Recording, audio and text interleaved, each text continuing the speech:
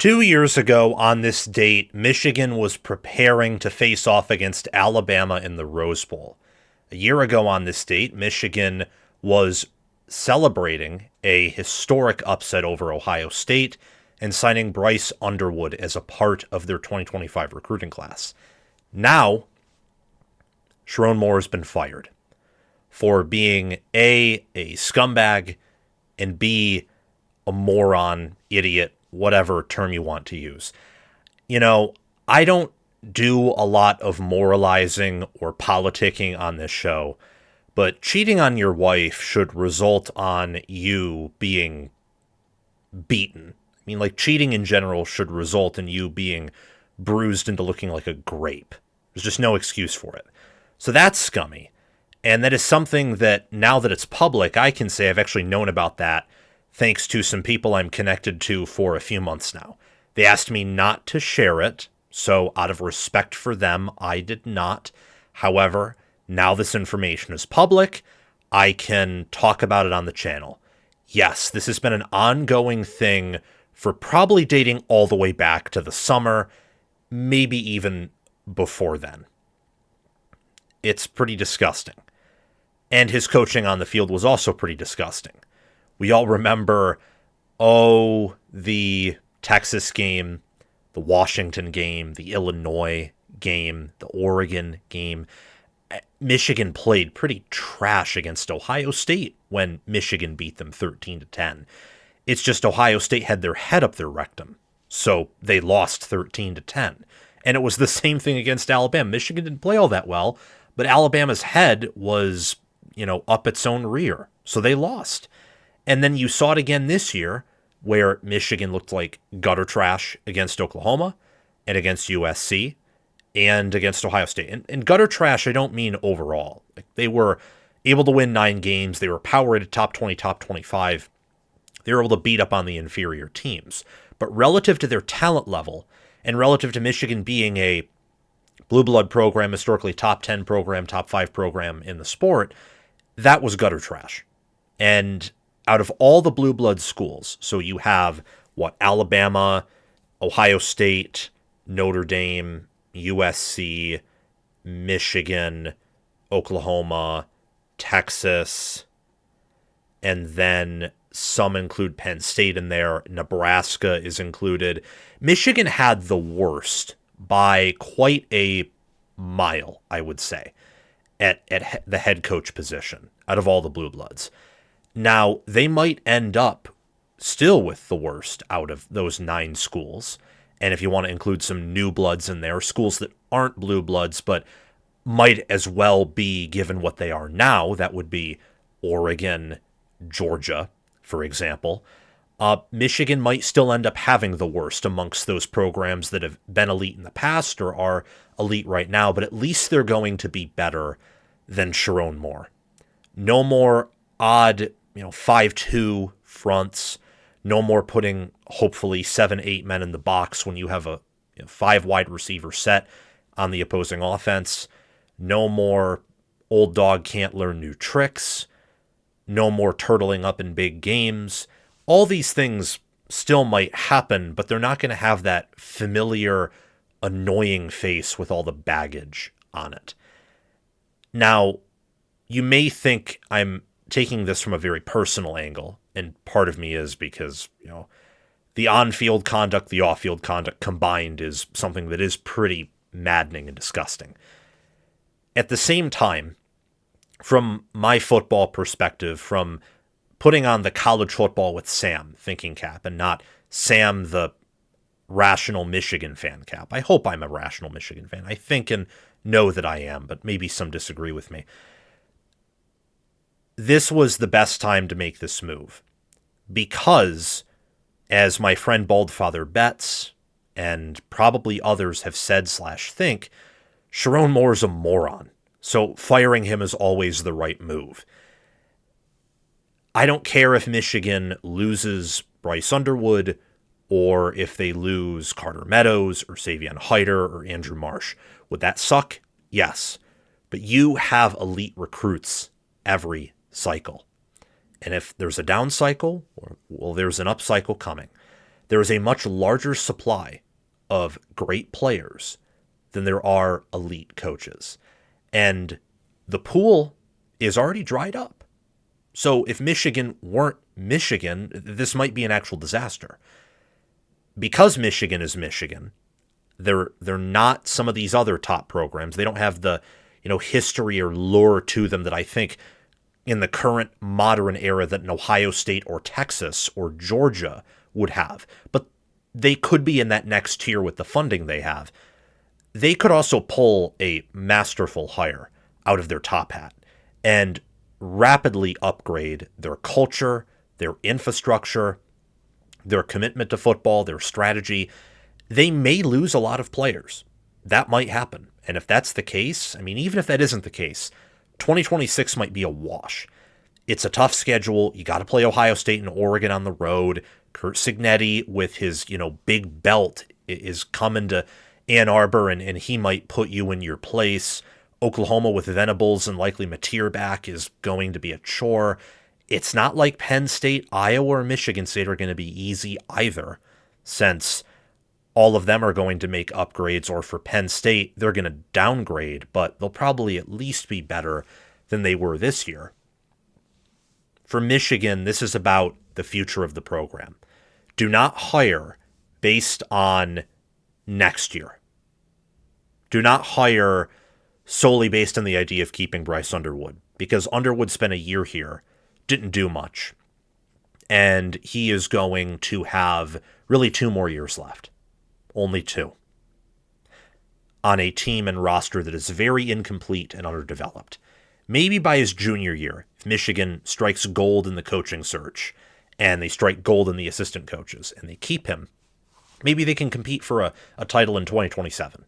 Or maybe he stays his senior season somehow, though I don't believe that to be the case, and they win it all that year or compete for it. But that's just the very positive end of things. That's the positive extreme. The negative extreme is that a lot of these star recruits leave. Michigan doesn't make the top tier hire. They don't strike for gold. And that would be very bad. But I don't think it would be as bad as where Sherrone Moore was leading Michigan. The guy was focused on some other things off the field. For starters, he didn't do a whole lot outside of meddling in his coordinator's way and making sure to call a very inconsistent, identity-less offense and strategy, especially in big games. So we've been talking for probably 5-10 minutes, probably closer to 10, knowing I like to take a long time, about Sherrone Moore and how this move was good. And when you have Larry Ellison backing you, when you have the vast network Michigan does, when you have their history, the fact that a lot of coaches and players want to play and want to coach for Michigan, again, not to the same degree as some of these other programs, but those other programs are in the top 0.5 or 0.1%. Michigan is still in the top 1%.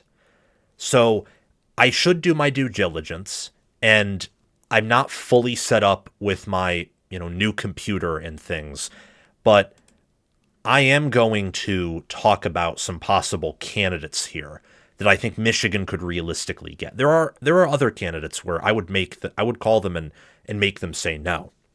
Like I would call Cignetti and make him say no. I would call Lanning and make him say no.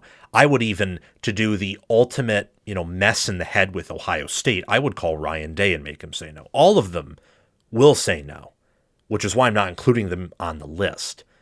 But you go from the top down, you make your calls, you use your connections, and you just go down that list. You sort through it, and then you shred the names when they say no. And then you move on to the next, because you got to move here. You got to find your guy quickly. The longer you wait, the more these other programs are, their mouths are open, their saliva's pouring out of their mouth, and they start chomping at the steak being your roster. And all that's left might be bone if you wait too long. I think that Kalen DeBoer, Kenny Dillingham, Eli Drinkwitz, Brent Key, and Jed Fish are some realistic names. that would be dramatic upgrades over Sherrone Moore, and most of them, maybe even all of them, might have upgrades in other areas. That comment's mostly meant for DeBoer. Michigan is not a surefire upgrade over Alabama.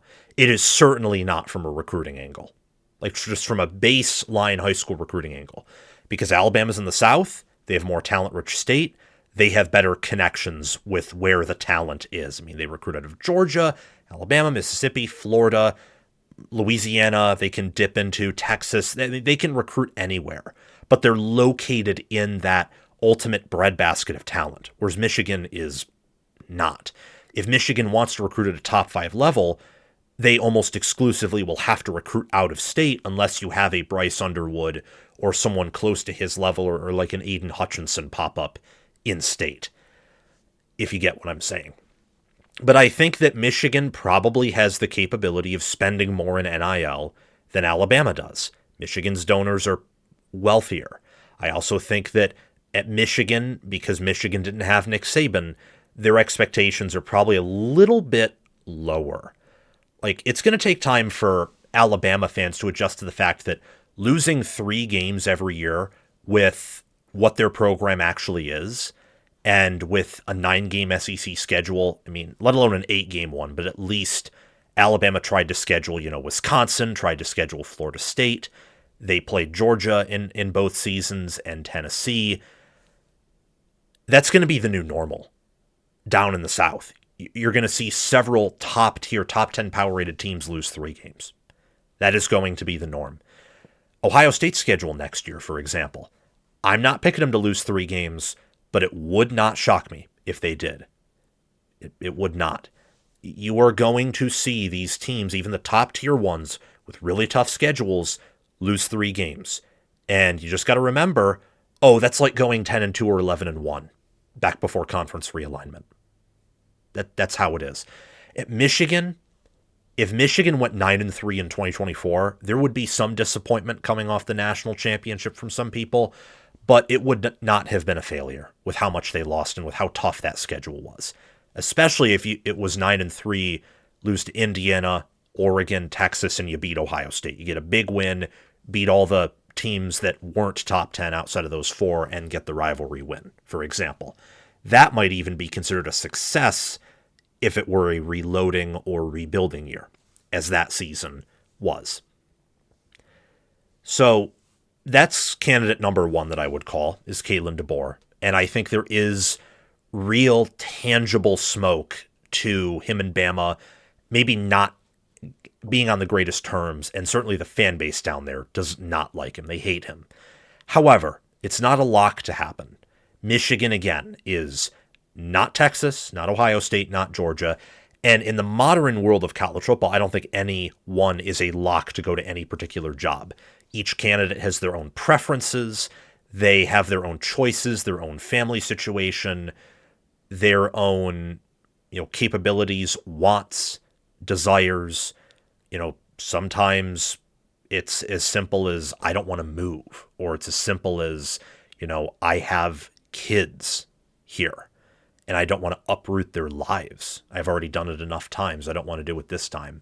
Sometimes it's as simple as like, I played for Ohio State. Like, hell no. I don't want to support my rival. There also might be an Ohio State guy who's weirdly into that. Like, okay, I've hated these guys before, but what if I can be their savior and maybe get back at my university a little because I'm not there, or I wanted to work there. And anyway, you get the point.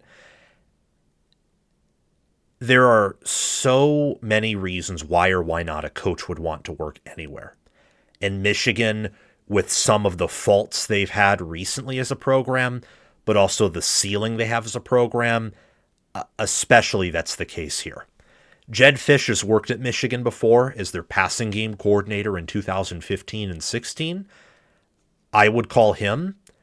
He has his own quarterback, so if you lose Underwood, you could ship in Damon Williams Jr., or if he decides for whatever reason he thinks Underwood is better than Damon Williams Jr., well, he can develop Underwood and, bring over most of his staff, hire some outside guys. He has some of the connections.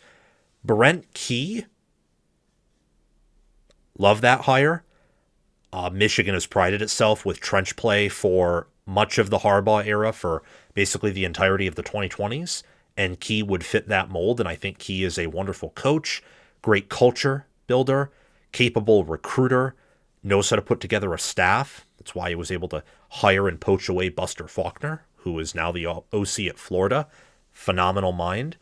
And Eli Drinkwitz knows how to use the portal, knows how to evaluate talent, make great coaching hires and coordinator hires, as he's had a lot of coaching turnover, and yet his success has still remained pretty steady as he's hired and brought in new coaches.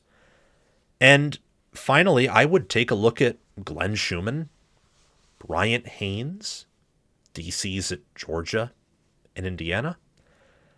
I would take a look at another defensive coordinator who's worked at Michigan beforehand, whose show cause expires soon, and who, if provided with enough resources and a high enough salary pool, might be willing to leave the NFL in the middle of the year, referring to Chargers defensive coordinator Jesse Minter.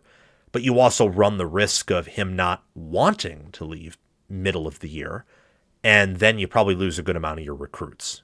Again, next year's probably a wash anyway, but it could get really ugly with that schedule if you were willing to wait that long.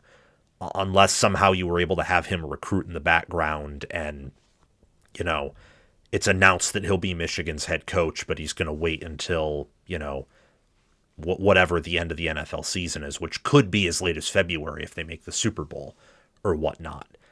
That could happen too. Another just final few thoughts before we get on out of here, because that's really the coaching pool. It really can be an anyone coaching pool.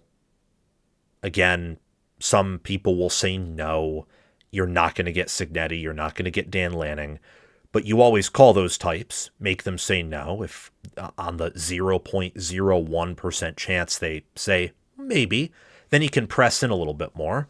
But I think these are some, quality names for Michigan. I think all of them would be huge upgrades.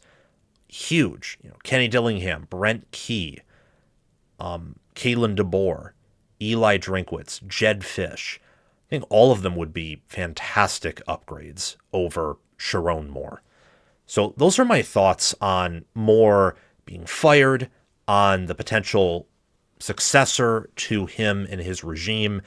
As for Michigan's staff and Michigan recruiting, Michigan has, it's interesting, really. They have some good recruiters, and in theory, they might have some good staffers. But if you want to know, like, a secret about Michigan recruiting recently, and this is a double-edged sword, but I think in this case it's a good thing, actually. Michigan likes to spend a lot of money. A lot of money. A lot of money.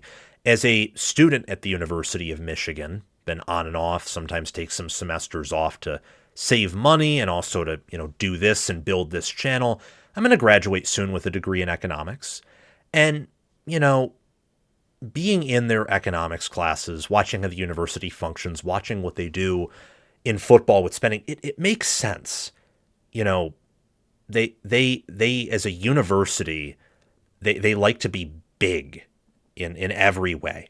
They like to spend big. They like to show they're big. They like to show off, and they think they can spend as much money as possible and not suffer consequences, which right now in football, that is literally reality. Like if you have money and you spend, it pays off. Look at Texas Tech. What consequences are they suffering? None, because it's legal. There are no rules, and no matter how many people, how many shills, not all of them are shills, but a lot of people who say that there are rules are they're not cynical enough, and they're too trusting of people they should not be trusting of.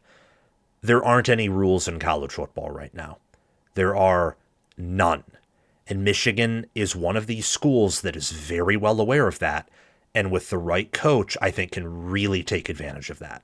Other schools, think of like Ohio State, who's recruiting at a very high level, but they're not blowing money. If they were blowing money with their reputation and their developmental brand and just their brand in general, they could probably have the number one class. Like they're the number one program in college football. Michigan has a huge opportunity here. And as a fan, I'm setting my expectations low and hoping for the best. As an analyst, I'm just kind of in the middle and thinking, yeah, it's there and someone's going to take it. So who is that someone? I hope that those candidates and names helped paint a picture for you. And trust me, Michigan upgraded here. I don't want to hear anyone say that this was a mistake. A, it's duplicitous and evil what he did. B, he was just a horrible football coach. So even if for whatever reason you disagree with me morally, that he sucked. He sucked. And I don't care if Michigan has a worse record next year than this year. They were probably going to anyway with his leadership, and now at least they have a foundation to build off of for the future. That's all I have to say. I forgot to, ask you guys to subscribe at the beginning and like the videos. So if you've gotten this far, please do those things. Still getting used to the new setup here, but within the next 24 hours, I should be completely used to it. I'll see you guys soon.